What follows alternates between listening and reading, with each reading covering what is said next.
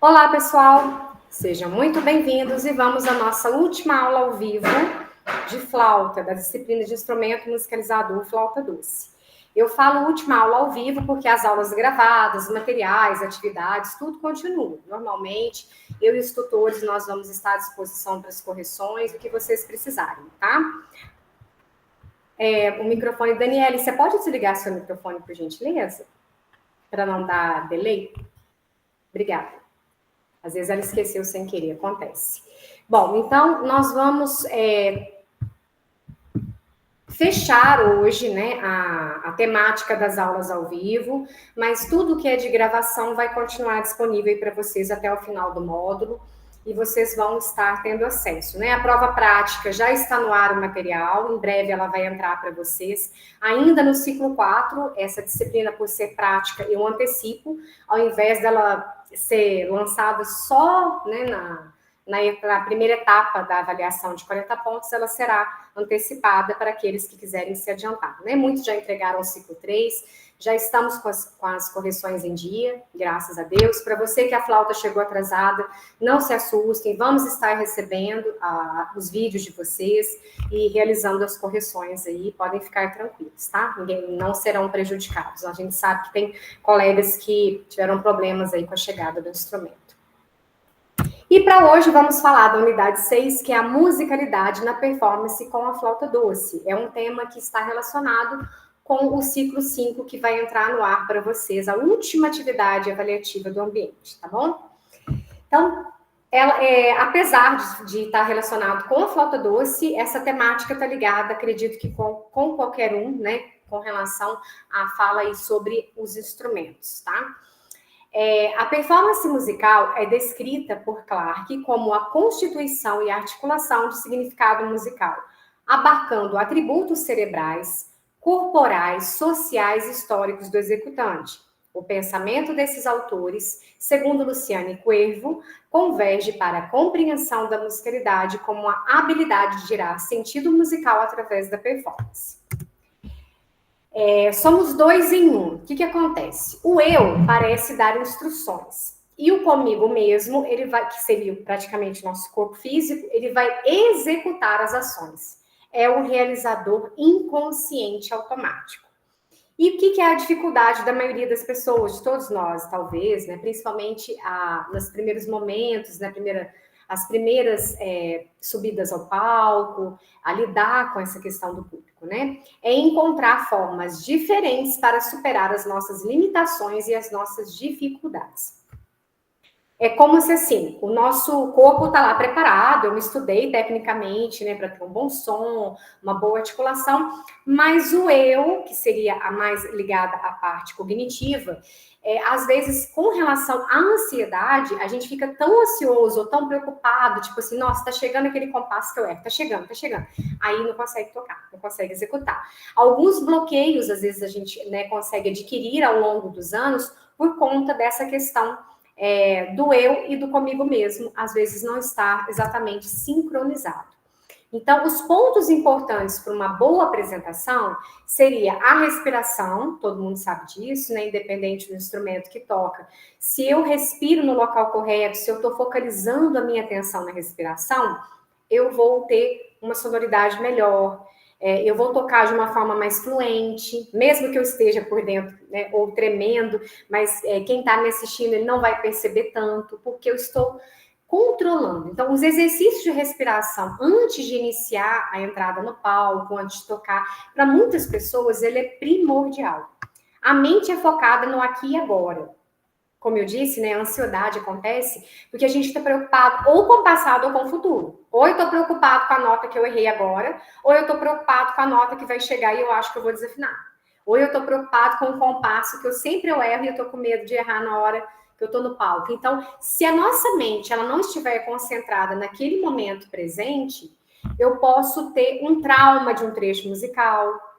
Parece que sempre eu vou estar errando aquele trecho, eu vou estar sempre desafinando aquela nota aguda, né? Sempre que eu não conseguir realizar. Então, cada vez que esse trecho aparece, inconscientemente a mente do aluno é bloqueada. Vamos não, de qualquer músico.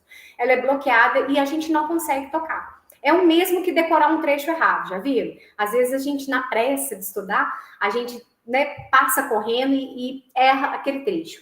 Aí eu toco de novo e toco errado de novo. Por quê? Porque a mente fez uma memorização, um processo de memorização, um movimento dactílico automático, um intervalo lá que eu decorei errado, e aquilo depois para desfazer é muito mais difícil, eu vou gastar muito mais energia para arrumar. Então, tudo isso é bem comum. Por isso que a gente fala da importância da mente estar focada no aqui e agora e controlar, né, de forma que a ansiedade tem que ser deixada de lado. Concentrar no seu potencial, né? Eu não vou ficar me comparando com a Micala Petri, eu vou falar da Micala, que é uma sumidade em flauta doce, é a melhor do mundo. Se eu olhar o vídeo dela e olhar eu tocando, eu vou me sentir inferior, claro, porque eu não tenho a destreza, a técnica, a agilidade, a sonoridade da Micala Petri, mas ela é a flautista, né? Top, e ela estuda muitas horas por dia, ela não dá aulas, ela vive especificamente para a prática da flauta em concertos. Então a gente tem que ter um bom senso. Eu vou me basear no melhor, no que é acima de mim, para que eu possa sempre estar inspirado, estudar, focar na técnica, me dedicar ao máximo. Mas eu não posso me comparar no sentido de achar que eu estou tão inferiorizado porque a outra pessoa toca melhor que eu. Então, esse processo comparativo também não é muito legal, principalmente com o aluno. A gente sabe quando o aluno é bom e aquele que tem mais dificuldade, mas evita ficar falando. Por quê? Para que a pessoa tenha uma performance satisfatória, ela tem que ter autoconfiança. E, às vezes, uma fala da gente destrói todo esse processo que está sendo construído.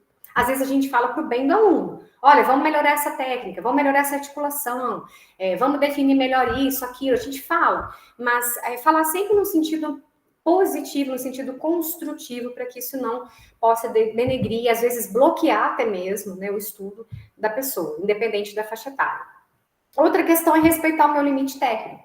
Tem pessoas que têm sonoridade fantástica, mas agilidade não tanto. E, às vezes, invertido. Tem pessoa que tem uma agilidade ótima, consegue fazer isso de uma forma muito boa, mas tem uma dificuldade, às vezes, de afinação numa determinada nota, ou na execução de uma determinada nota. Então, explore o que você tem de melhor. Explore no seu aluno o que ele tem de melhor. Então, se eu tenho um aluno que tem uma facilidade para ter uma sonoridade boa e, principalmente, ele consegue tocar muito rápido, ele consegue ter essa questão performática, eu vou colocar ele no solo. Mas o que eu vou fazer com aquele que tem dificuldade? De repente, eu vou adaptar o arranjo, colocar notas longas para que ele participe também daquele grupo. Então, essas questões a gente tem que refletir um pouco, tá? E as características também comuns aos sujeitos, né? Ansiedade e instabilidade. Mostram dificuldades para aceitar processos, visualizar metas. São aqueles alunos que você está tocando o início da música e ele já está preocupado com a segunda página que ele não estudou. Ou ele já está preocupado com aquela parte que ele ainda não chegou. E aí ele não toca nem o começo, nem o meio, nem o fim. A ineficácia da ação é a falta de fé nos resultados. É aquele pessimista. Eu não consigo. Eu não sei fazer. Ele nem tentou, ele nem estudou, você nem fez a leitura à primeira vista ainda, nem passou exercício técnico, a pessoa tá falando, eu não sei fazer. Esse instrumento aqui, ó, eu não consigo não, aqui, ó, eu sou mais para as teclas, eu não sei soprar, eu sou ruim, sopro. Esse é o aluno pessimista, é aquele que ele nem aguarda uma indicação para que você possa ajudar em alguma dificuldade, e ele já tá falando que ele não consegue, sem nem mesmo tentar. E tem aquele aluno da dependência, é aquele que pouco faz por si mesmo, mas, né, para superar a dificuldade. E ele prefere sempre o apoio que exige constantemente do pedagogo. Eu sou uma pessoa que gosto muito de tocar junto com o aluno. Às vezes eu percebo que a pessoa está tendo uma dificuldade, não está conseguindo manter o pulso. Aí, ao invés de colocar o metrônomo, eu vou lá e toco junto. Isso faz parte da minha pedagogia. Tem gente que não gosta. Mas o que a gente está discutindo aqui é a questão da dependência. É aquele aluno que só toca se você tocar junto. Que só toca se outra pessoa estiver junto. E ele não faz determinada coisa se o outro não estiver junto. Esse é o aluno dependente. É a pessoa que ela está o tempo todo, ela não cria uma autonomia musical. Ela está o tempo todo dependendo do que você vai falar. É a mesma coisa na educação infantil, por exemplo. Você fala para o aluno assim, a gente está desenhando essa flor para fazer assim. E nós vamos colorir ela de vermelho. Aí ninguém tem independência para pensar que cor quer colorir. Ele vai copiar porque você está falando. Aí ele fica esperando o tempo todo. Aí deixa eu ver o que a professora vai pedir para eu fazer. Aí você vai fazer uma leitura à primeira vista, ele não consegue. Por que ele não consegue? Porque ele tem essa dependência. A dependência da gente, né, do ser típico do ser humano, é muito legal, mas ela não pode ser excessiva. Eu tenho que saber a minha limitação, eu tenho que saber as minhas dificuldades e também os meus méritos para execução instrumental. Eu não posso depender do outro o tempo todo. E aí você não está na casa do aluno, como é que ele estuda? Lá você não está lá para tocar com ele, e aí, como que vai fazer? Né? Então, a gente tem que trabalhar um pouco isso e reconhecer, às vezes, aqueles dependentes para que eles consigam criar uma autonomia para a sua prática instrumental, seja vocal, né? Seja lá o que foi escolhido. E a gente tem alguns fatores que promovem o desenvolvimento da musicalidade, segundo a Luciane Cuervo, que é a construção do repertório, né? A gente tem a decodificação, que está relacionada aos códigos musicais, com a parte teórica, seria figuras musicais, a gente saber a questão de valores, né? Da compasso, figuras. A mediação são os códigos que são transformados em sistemas significativos. Então, eu olho para uma figura rítmica, ela não é só uma semicolcheia ou semibreve. Eu penso na frase musical, na construção de fraseado, de pergunta e resposta. Já viram que tem gente que toca uma frase que fica linda, você fala, nossa, tá tão fluente, tá tão bonito, porque a pessoa pensa na frase. Ela não bate o olho no ritmo e enxerga apenas uma colcheia, ou enxerga uma semicolcheia. Não é assim que funciona. Na música, na interpretação, na música verdadeira, os símbolos, eles são para nos guiar, né? Para a gente se guiar com relação a ritmo, a compasso, principalmente nas orquestras, nos grupos. Mas se você tocar de uma forma quadrada, como se fosse um exercício técnico, a música, ela fica sem sentido. Então, aí vem a questão da importância de conhecer essa questão da mediação, né? De eu saber diferenciar o que é ritmo de fraseado musical. Né? Muito importante. E a realização. O que é a realização? É a performance propriamente, né? É a execução do instrumento, é o tocar, a interpretação da obra, você colocar todo o seu sangue, toda a sua dedicação no instrumento, mesmo que você erre, mas o público vai falar bravo, porque ele está vendo ali aquele sentimento de dedicação, de positivismo, de vontade sua de executar o instrumento, ou de cantar, ou que seja através da dança, né? Então, a gente tem alguns fatores que promovem e ajudam no desenvolvimento da musicalidade. Assim como a gente tem os estágios, né? A gente tem a prática de leitura à primeira vista, que os pianistas trabalham super bem, né? O pessoal das teclas. É uma performance atuada pelo músico sem estudos ou preparação. É quando você põe um exercício ou um trecho de uma peça que o aluno nunca tocou, é a primeira vez. Então, a gente chama de leitura à primeira vista. Ela é muito boa, porque ela desenvolve essa nossa autonomia, que a gente falou anteriormente, ela faz a gente pensar nas nossas limitações, o que eu preciso melhorar ou superar, e nos ajuda também na leitura diária aí das nossas peças, das músicas escolhidas, porque você está forçando o cérebro a trabalhar algo novo. Você não está estagnado ali. Ah, eu até decorei a peça. Tem gente que é assim, só toca aqui, ó. Fica anos tocando aquilo ali. Mas e a primeira vista? Ela precisa uma leitura à primeira vista. Todos nós, independente do nível, né, que nós temos, se você deixar de fazer algo novo, deixar de fazer uma leitura à primeira vista, você vai estagnar, tecnicamente. E aí, na hora que você pegar uma partitura nova, um desafio, né, uma participação, você vai ficar um pouco perdido, vai ter um pouco mais de dificuldade, vai gastar muito mais tempo, muito mais energia, digamos assim, para executar aquela obra que talvez, se você tivesse treinando a sua leitura à primeira vista, você gastaria menos tempo, né? Porque às vezes a questão não é só o tempo que eu tenho ou não para estudar, mas a forma com que eu estudo. Muita gente não sabe, às vezes, administrar o seu próprio tempo. E aí ele gasta horas, aquilo não rende, ele não evolui tecnicamente e fica frustrado. Então, a gente tem que pensar um pouquinho sobre isso. Como que eu posso melhorar a leitura minha, né? Muita gente já faz isso, a gente faz isso às vezes até automaticamente. Eu posso separar trechos ou frases definidas, a fragmentação desses trechos em frases menores, né? Menos compasso, vai facilitar a leitura depois, principalmente para os iniciantes ou para qualquer um de nós. Se eu ficar preocupada de tocar a obra do início ao fim, eu posso ficar frustrado de não ter conseguido. Mas se eu pego trechos específicos, entendo o início e o fim de cada frase, eu posso tocar melhor e com mais fluência, gastar menos tempo para estudar aquilo. E há configurações de alturas, de ritmo, movimentos de altura de escala, arpejos ou os ritmos daquitílicos. No caso da flauta, a gente está falando, por exemplo, de estudo de escalas, de movimentos de subida e descida de notas, né, para as escalas. Isso tudo vai configurar para que, quando aparecer aqueles determinados trechos mais difíceis, eu vou executar com facilidade, porque eu já treinei no exercício técnico, né? Então, o leitor, ele aprende a reconhecer como unidade de estudo. E por isso é importante, e em especial o estudo de escalas e arpejos para os instrumentos de sopro em geral, vai favorecer a memorização de estruturas rítmicas e desenhos específicos. Vou dar um exemplo bem simplesinho aí do nosso guia, a Nona Sinfonia. Então, a gente tem a primeira frase.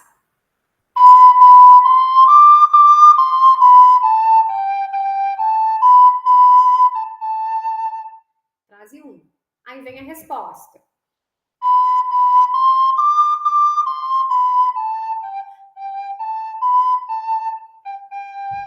Quando eu começo a entender isso, e que uma frase é pergunta, a outra está respondendo, uma frase, às vezes, né, a maioria das vezes, né, mas nem sempre, é composta de compassos de estrutura regular, né? Entender o início e o fim da frase, eu vou entender melhor a música, eu vou executar melhor no instrumento. É a mesma coisa você cantar parabéns para você sem respirar, ninguém faz isso. Então, por que no instrumento eu tenho que fazer? Por que eu tenho que tocar disparando, como se não existisse a respiração? Né? A flauta está fazendo a mesma coisa da voz, a gente tem que pensar nisso. É uma extensão da voz, não só a flauta, mas qualquer instrumento. Então, a gente tem que pensar que essa separação de trechos, desde o início, né, dos alunos iniciantes, ela é muito importante para que o aluno consiga entender essa finalização de frases, as estruturas, né? Começa da iniciação mesmo. A exatidão na notação. Então, assim como a gente pode completar uma frase simples, né? Todo mundo já fez isso, né? Você está lendo um livro, mal virou a página, mas você sabe que palavra que está continuando, a música é a mesma coisa. É por causa do contexto. A gente consegue, o leitor de música, ele parece identificar essas ações relativas a escalas, arpejos e notas e outros tipos de estudo por causa dos estudos que ele fez anteriormente, né? São anos de prática.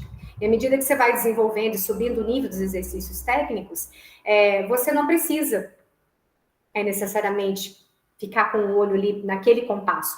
Muito pelo contrário, você está tocando esse compasso e o olho já está lendo o próximo. Então, isso é um treinamento, isso que a gente chama de exatidão na notação. Né? A mesma coisa de eu ler a palavra internacional, às vezes está escrita incorreta, às vezes a pessoa escreve internacional, mas eu vou ler internacional porque é uma palavra que faz parte do meu vocabulário comum.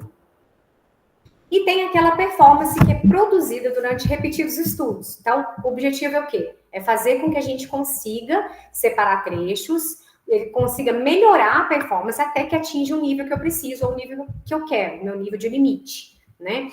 E a gente conhece como treinamento ou prática. Você vai repetir várias vezes. E isso também é importante quando a gente ouve gravações, quando a gente ouve comparação de gravações, até eu chegar a mais ou menos a questão que eu quero para conduzir, né, a minha interpretação. Eu gostei muito dessa interpretação aqui. O que eu posso fazer? Será que eu posso mudar a minha articulação? Será que eu posso melhorar a minha frase para que fique parecida com esse vídeo que eu assisti da pessoa tocando, gostei muito. Será que se eu mudar a minha articulação eu vou conseguir executar aquele trecho rápido com mais clareza nas notas? Ao invés do som ficar meio sujo? Será que se eu conseguir colocar uma nota auxiliar, na posição auxiliar, talvez eu afine melhor uma nota que eu não estou conseguindo? Então, é importante a gente fazer essa análise comparativa e também a questão das ferramentas de estudo. Análise de recursos fisiológicos. Então, antes da execução da peça, você pode definir o melhor dedilhado. Aí vamos falar, né, a característica de cada instrumento. No caso lá do teclado, você pode mudar lá os números, né, de acordo com o dedilhado que você quer. O mesmo vale para o violão. E por que não aqui para a flauta também. Então, as anotações que a gente faz na partitura, marcação de respiração, um dedilhado específico, uma seta, né? Sempre que você ficar atento naquele trecho que erra, tudo isso é válido, tanto no instrumental quanto no vocal. Então, o direcionamento do aparelho vocal para cantores também. E no caso da flauta doce, a gente vai verificar, se necessário, uma posição auxiliar, como eu falei. Eu estou tocando um trecho rápido.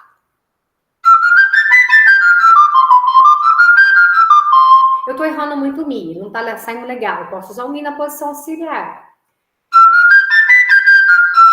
É mais difícil, eu acho, porque você tem que tirar o dedo, né, indicador e o polegar, para soar o Mi, afinação um pouquinho mais alto. Mas às vezes é necessário, às vezes resolve aquele trecho mais difícil. A mesma coisa para o Si bemol, né? Tanto a posição está correta aqui, como aqui. Eu gosto desse por causa do Fá sustenido, mas tem gente que adequa melhor com a forquilha. Ah, esse aí tá errado. Não, não tá errado. Né? Da mesma coisa a posição do Si2, que é a posição que a gente considera a posição 2. O Si mais usado é esse, mas tem gente que usa esse. Então, essas ferramentas, né, a gente analisar o recurso fisiológico que melhor vai caber naquele momento para eu executar, não é errado. Né?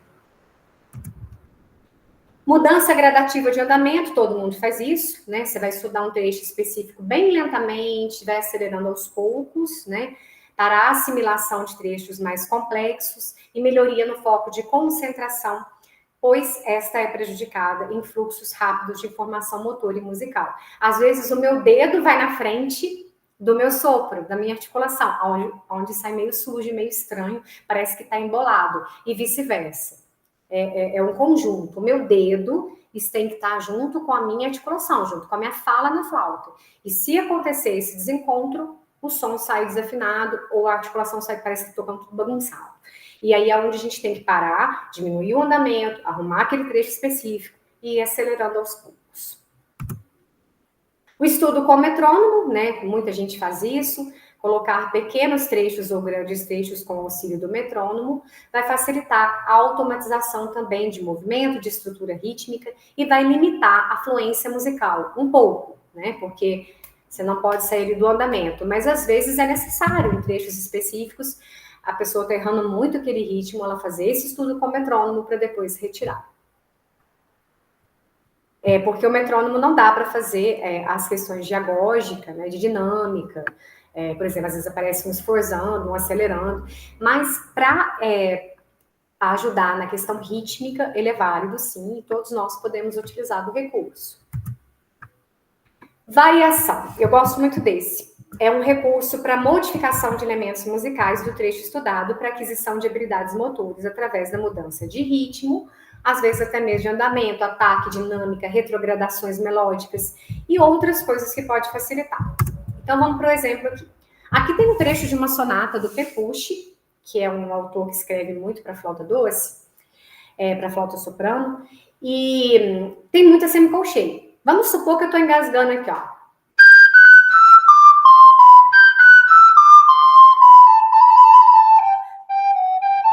Aí eu entro toda vez esse trecho. Aí o que eu faço? Eu posso pontuar, trabalhar o mesmo trecho pontuando as figuras.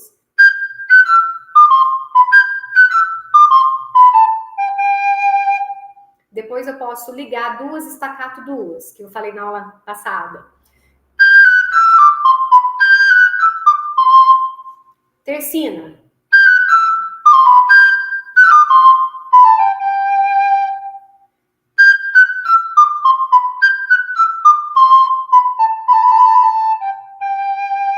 Eu vou fazendo várias variações.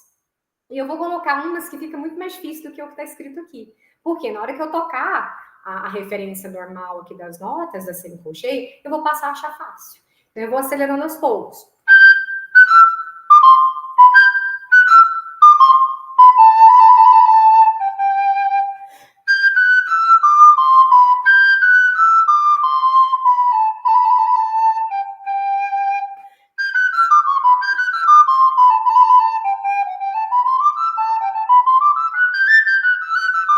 Aí sai o trecho.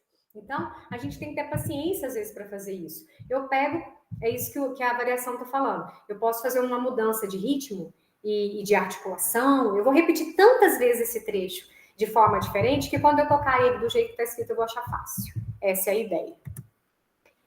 E também a repetição de trechos musicais, né? Você vai fazer várias vezes, lembrando que deve ser curto, né? As frases, membro de frase até, para possuir significado musical, favorecendo a assimilação de informações. Ou estudo por ponto de referência, que é os trechos, eu vou definir os trechos que eu quero estudar primeiro, para depois executar a peça de uma forma completa. Geralmente a gente escolhe os mais difíceis, porque se você conseguir solucionar aquele trecho que costuma errar mais, é claro que o restante fica mais tranquilo, tá? E, por último, a repetição da peça na íntegra, que é você tocá-la várias vezes do início ao fim, quando você já solucionou a técnica, já não tem dúvida em trechos específicos, já solucionou as frases, já fez variação de ritmo, de dinâmica, e aí você vai, aos poucos, né, tentando executar a peça toda. E uma coisa legal também é estar sempre apresentando para um grupo de pessoas, mesmo que esse grupo seja restrito. Vamos supor, você está lá na sua sala estudando, aí você vai lá para uma outra sala, ou leva seu aluno para tocar para uma turma que está ali de outro professor, que você nem conhece. Essa ferramenta, ela pode melhorar significativamente o processo de memorização e de ganho de autoestima, porque se eu começo com um público menor, com menos pessoas que eu nem conheço assistindo, quando eu pegar um público amplo, né, estiver no teatro, eu já não vou sentir tanta pressão psicológica, né? Então, o intérprete, ele escolhe um grupo pequeno de pessoas, que pode ser desde familiares, fazer isso na própria família, ou uma sala de aula, como eu disse. E o professor também deve fazer, principalmente com aqueles que são mais tímidos. Mesmo que ele fique com vergonha, se você tiver que tocar junto, mas começar pequenas apresentações para ir deslanchando, né, essa questão aí.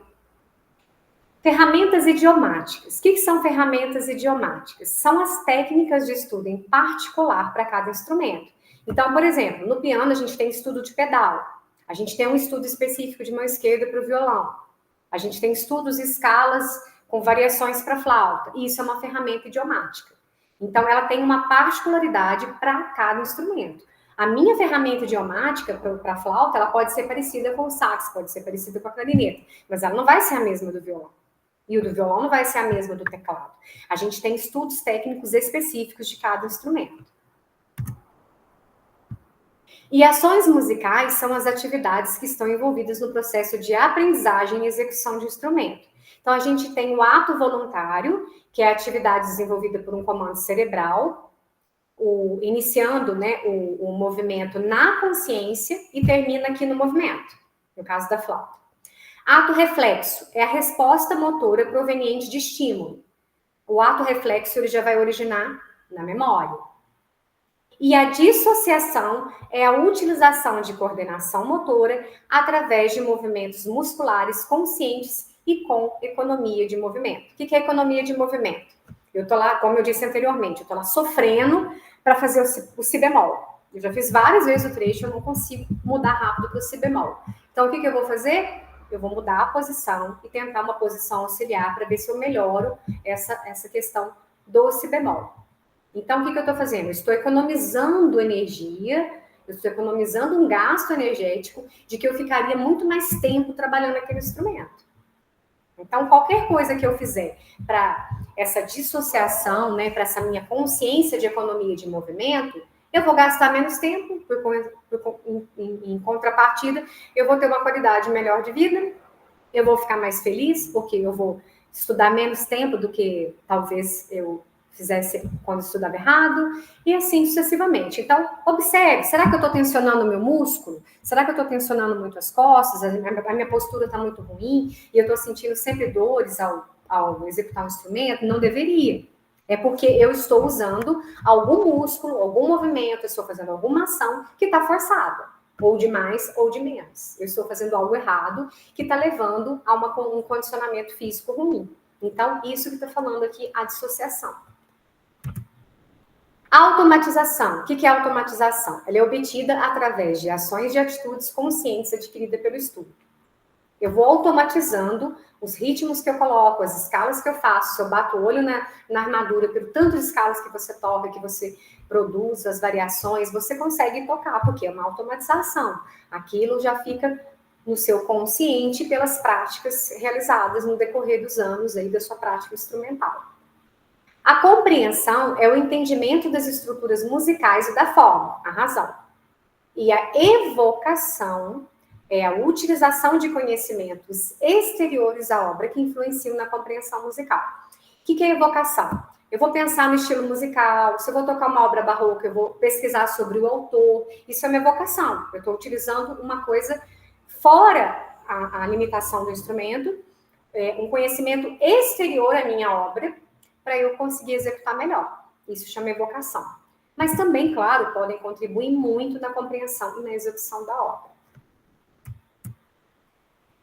E chegamos falando sobre, né, iniciamos falando e vamos terminar falando da ansiedade, né? O que é a ansiedade? Ela é um estado emocional com componentes psicológicos e fisiológicos que faz parte do espectro normal das experiências humanas. É uma propulsora do desempenho. A gente, às vezes, confunde um pouco a questão da ansiedade com o pânico, né? A gente tem essas situações, o medo e o pânico. Digamos assim, a pessoa que protege do medo pela ansiedade, ela se protege, ela né, quer se proteger daquele medo do palco ou de uma música que ela vai tocar com ansiedade. Agora, o pânico não. O pânico, ele enfatiza o efeito produzido por um perigo, ou seja, não tem preparação cognitiva. É importante que o educador esteja atento nos sintomas para adotar estratégias e tratamentos eficazes, né? Ou tentar, né, ajudar o aluno, às vezes, que ficou com certo pânico de alguma situação. E alguns fatores contribuem, claro, para a ansiedade, né? Pessoa, é o conjunto de aspectos da personalidade de cada um, né? A minha personalidade é uma, a sua é outra, a do fulano é outra. Cada um de nós temos uma personalidade. E algumas pessoas, né, de natureza, elas já são um pouco mais ansiosas. Tem aqueles que são perfeccionistas, né? São músicos que gastam muita energia no processo de avaliação. Então, ele se cobra tanto que às vezes dá um calo no dedo, ele se cobra tanto que ele costuma até ficar com tendinite, porque ele não aceita que a sonoridade não tá boa, né? Isso é ruim? Não, o perfeccionismo é bom, ele só não pode ser excessivo. Tarefa. Então, quanto mais alto o nível da tarefa, maior pode ser o traço de ansiedade. Então, a individualidade tem que ser observada. Pode ser uma situação de superação para muitos, de vencer um desafio, né? E para outros, uma energia mais negativa para o processo de performance, tá? E a situação também encontra-se variações de indivíduo para indivíduo. Então, artistas com fobia social são mais geralmente ansiosos, é claro, em situação solo do que outros, que não têm essas fobias sociais. Ah, mas existe músico, existe artista que tem fobia social? Existe. Existe sim. E, por fim, a gente tem os fatores que influenciam a nossa prática, né? Que nos ajudam, nos derrubam, né? Mas, de qualquer forma, a gente não pode desistir. É a motivação. Se você motiva o aluno, como a gente falou anteriormente, buscando o que ele tem de melhor, a sonoridade linda, elogiando, sonoridade é ótima, que bom que você tem um som bonito, continue praticando. A concentração, a gente vai ajudando, né? Essa questão da ansiedade, né? As mulheres, principalmente por natureza, são muito mais ansiosas que os homens, né? Aí a gente ajuda no exercício respiratório, ajuda com esses processos que nós vimos anteriormente, para que a pessoa se concentre mais e tenha menos gasto de energia para ela ter uma performance satisfatória, né? Não precisa gastar 12 horas de estudo, dependendo. Às vezes ela pode gastar 8, ela pode gastar 6, se ela souber conduzir isso, né? E a intuição, que para muitos esse é um assunto meio discutido, né? Tem gente que não acredita nessa questão da intuição. Não foi comprovado cientificamente que existe ou não existe, mas a gente sabe que tem pessoas que têm uma intuição musical muito boa. Eu acredito, eu acho que tem sim. Às vezes a pessoa não tem o menor conhecimento de teoria musical e ela pega um instrumento, ela desenvolve assim, parece que faz parte do corpo dela, de uma forma muito natural. Tem gente que canta e toca todo mundo, já viu? A pessoa toca ou canta e todo mundo fica, parece que emociona, parece que arrepia. E às vezes uma mesma pessoa interpretando uma outra música, a mesma técnica, você não sente nada. Então, eu acho que tem a ver, né? Que se o instrumento e a voz é a extensão do nosso corpo, eu acho que essa parte também é muito importante, no sentido da busca da interpretação musical. É claro que não da técnica do instrumento, isso exige um pouco de estudo, não em outros sentidos, mas na interpretação eu acho que é muito interessante. Por mais que ela se esforce conhecendo e praticando as dinâmicas que estão escritas na peça, a interpretação pessoal também é muito, eu acho que é muito importante, é muito válida para a qualidade sonora do indivíduo. E o som de cada um é único, né? Mesmo a gente tocando a mesma peça, a mesma marca de flauta, não vai ser igual, né? A prática interpretativa, ela não é igual. Bom, pessoal, essa unidade do guia, ela fecha um assunto um pouco meio polêmico, né? Talvez um pouco pessoal, mas eu acho que é legal a gente refletir não só por causa da flauta, mas de uma forma geral como músicos, tá? Por isso que eu quis fechar esse capítulo e que vai ser parte da última atividade avaliativa, que vai ser no Google Forms, vão ser questões objetivas, não vai ser vídeo, tá? A última é só sobre exatamente esse capítulo aí do nosso guia de estudo. Espero que vocês tenham gostado. Então, agora eu queria me despedir, entre aspas, né, dos colegas aqui ao vivo. Obrigada por terem, né, tirado tantas noites e um pouco de tempo de vocês, tá? Gente, o módulo não acabou, é só a aula ao vivo mesmo. Nós vamos continuar aí com as mensagens, com as correções. O que vocês precisarem, meu e-mail institucional, ele é o mesmo em qualquer módulo do UNES, mesmo que se a gente não esteja mais em contato, é só esse meu e-mail, vânia@unis, é o mesmo sempre, tá? Se vocês quiserem entrar em contato comigo sempre por esse e-mail, vocês vão conseguir. E espero que, de alguma forma, essa disciplina tenha sido válida aí para vocês. Tá joia? Muito obrigada mais uma vez por tudo. Vou pausar aqui, se alguém quiser fazer alguma colocação ou pergunta, eu estou à disposição. Não fica muito extenso também a gravação para quem está assistindo. Vamos lá, né? Olha eu mesmo.